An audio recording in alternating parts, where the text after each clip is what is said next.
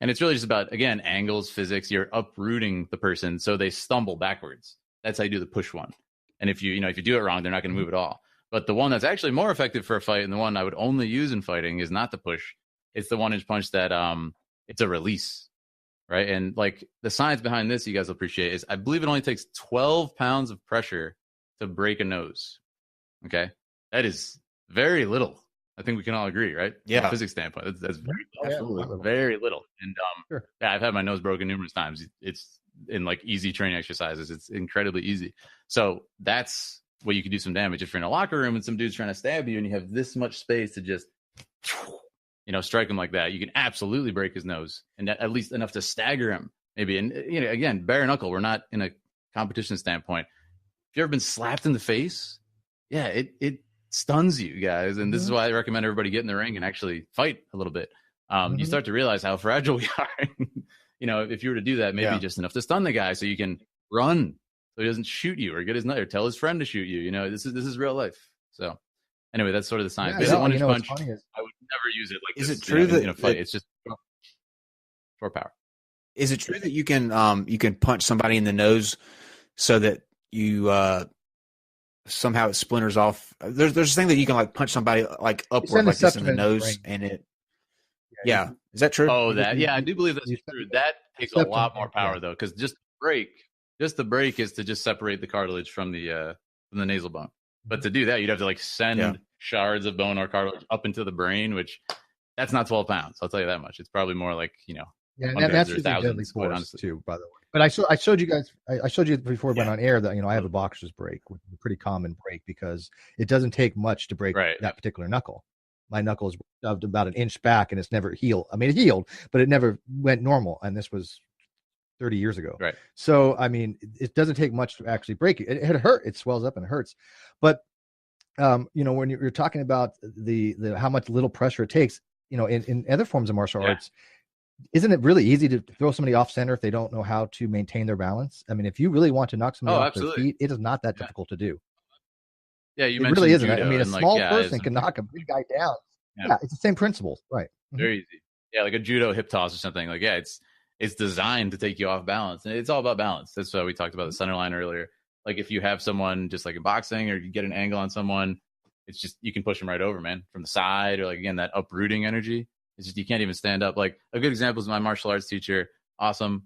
He's Sifu Russ Sichan. He's 5'3". He's a lot shorter than me. And he somehow just destroys me and can like uproot me and push me down and stuff. It's just because his structure is really good, right? It's not because he's strong. Like he's not. He looks like a guy. Just a guy. He's not particularly threatening, but it's that perfect structure, man. That Wing Chun stuff he's got going on. It's so good. So, yeah, science. Yeah. Science. Interesting, right? Now, can you break things like concrete slabs or wooden planks? That's those sort of things. I have, and now you always see them. Rip a phone book in half. Can you rip a phone book in half? Well, that's another interesting example. Rip a phone book in half is pure science. Yeah, there's a trick. It's not. It's just science based. It's not like a strength thing. You just kind of correct. Yeah. I saw a friend who did it. And he was explaining it to me. But no, back when I think like 10 years ago when I started on sort of that stuff. I fell out of the loop. I think you have to work it back and forth until you create like a crease, and then it's just the momentum of it or something. Yeah, I saw him do it. It was 10 years ago. One of the tricks they actually do is you soak it in water, then you put it in the oven to dry it out. It causes it to be very brittle, and so you can literally just take the phone book and just rip it because it becomes very brittle, right? So it's a trick, obviously, but there is a way that they work it, like you said, and I'm not familiar with it too much, but there is a lot of science that goes into a lot of stuff when it's called plastic deformation. And plastic deformation is when you deform something beyond the breaking point. Normally you have elastic deformation. You can bend something and it'll go back to where it goes, was before, right? But once you hit that point of plastic deformation, it'll no longer go back to the original point, and it's much easier to shear at that point. That's the that makes sense. That. So, yeah, like most things, and there's a trick to it. Like, breaking wood, breaking blocks, there's always a trick to it. It's not like I'm so strong I can punch and break a wall of concrete and not hurt my bone. It's bone versus concrete, right? Of course. They have to be pre-cut, right? Or pre-slid. Well, that's the trick. Not necessarily pre-cut, but just, the wood breaking stuff. It's like, they make sure to strike on the grain every single time. And the wood is like an inch thick. I've done it with the 1-inch punch, like back 10 years ago when I was trying to be all cool and stuff. I was like, oh, wait, and it's not that hard. Like you guys could do it in 5 minutes if I showed you how, but though I think a lot of those a lot of those exist to kind of like bring enthusiasm and get people interested to then go take a class. But again, that's that sort of traditional mystical side. And unfortunately, what they don't say is, hey, this is an inch thick piece of wood and I'm bunching on the grain. They try to make it like this, oh, we're so strong, and that's sort of a shame in my opinion. Okay, it doesn't take much to take balsa wood and punch it and hit with the grain and break it. Right. I mean, that's what they right. Yeah. They make it all show, right? And I watch wall. Yeah. I would go for it, right? I watched this thing recently where these Filipino people are taking this, they're like, wah, and they're just like going like this, and all of a sudden, like 10 feet away, somebody goes flying back, and I'm like, oh my God, that's real. It's ridiculous. Like, people do think it's real. People absolutely think it's real.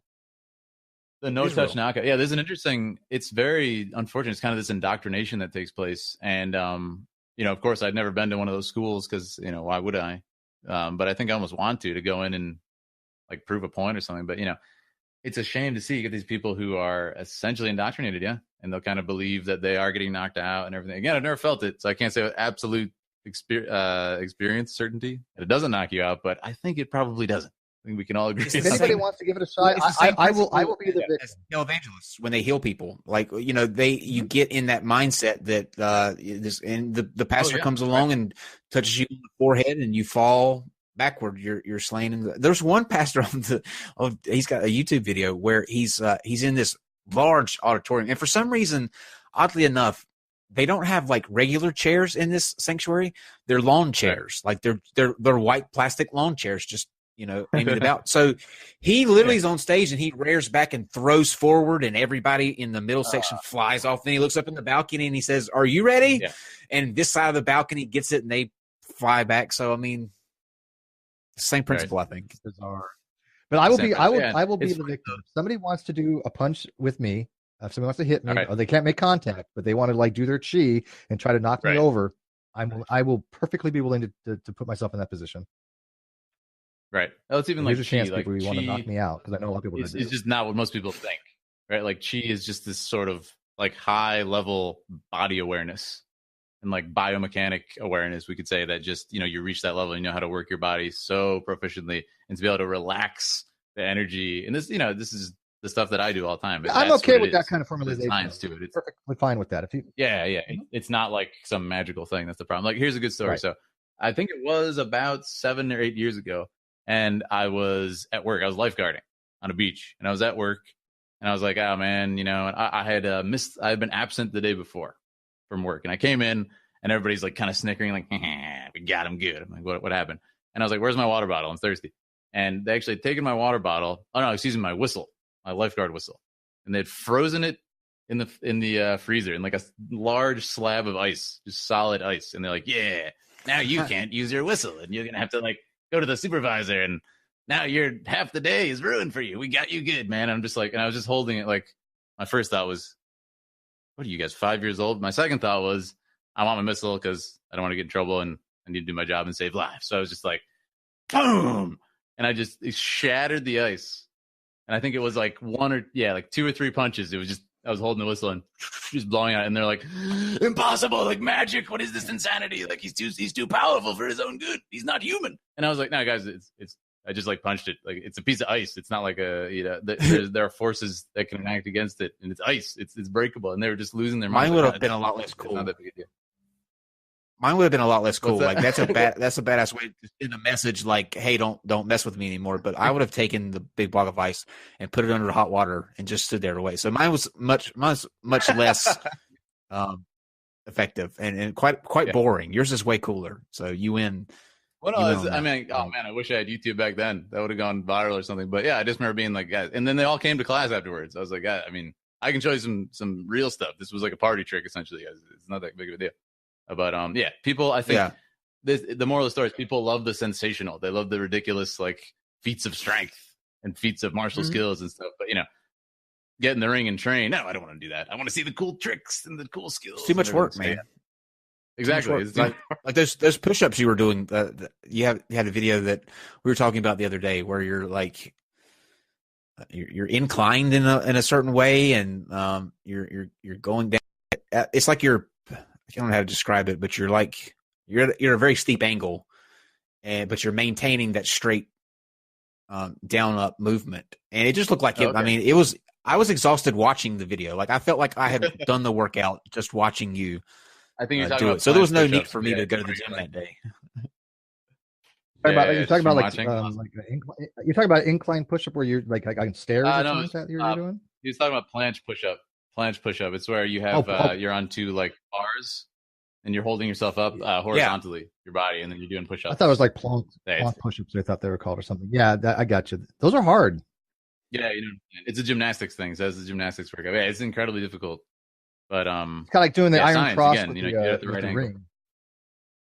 Oh, dude, I love rings. Yeah. Anybody think that stuff's easy?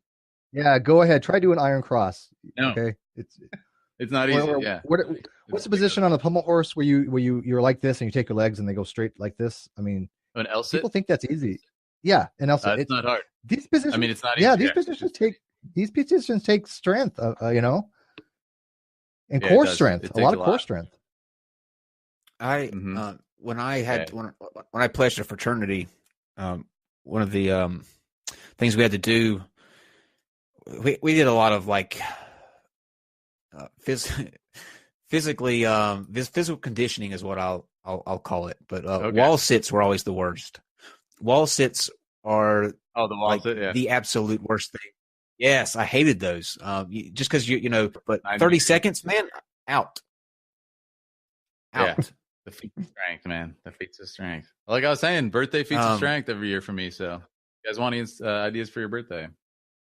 Just ask. Yours? Well, listen. Take his because mine's a lot different. I stay at home and eat ice cream and lock myself in that room. So feats of strength.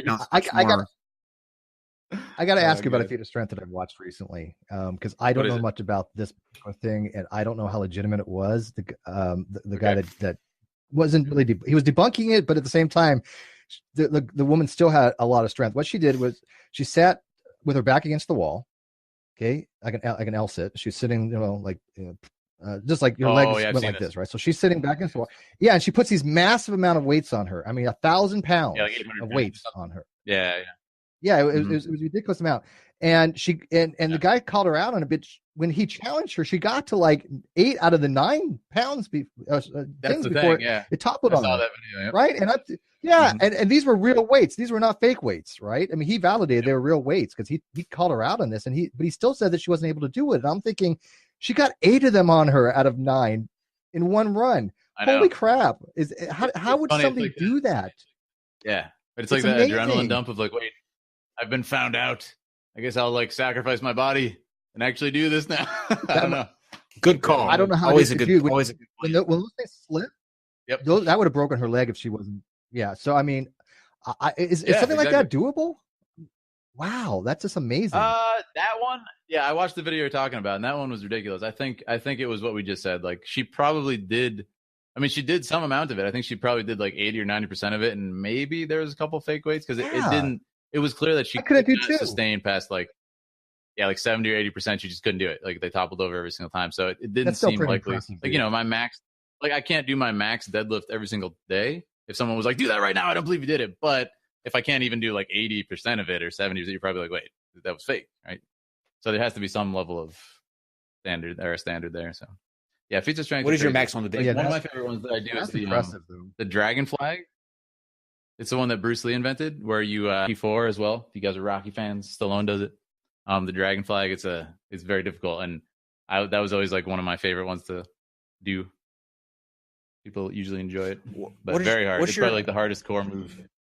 What's your max on the bench? Just curious. Max on the bench? I don't bench too much. Just like 225.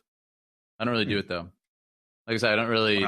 Even with the fitness stuff, I don't go too traditional. Deadlift, I've done a little bit more of, but I don't get too much into it. There was a bit where I almost got into like physique or like figure competition, but then I kind of learned the horrible truth of bodybuilding and bikini competition and all that stuff from being backstage and photographing some of it for my film jobs and everything. And then I realized like the complete industry is inundated with drugs and lies, essentially, unfortunately. Even the women, like the bikini competitors, a bunch of them, I'm sure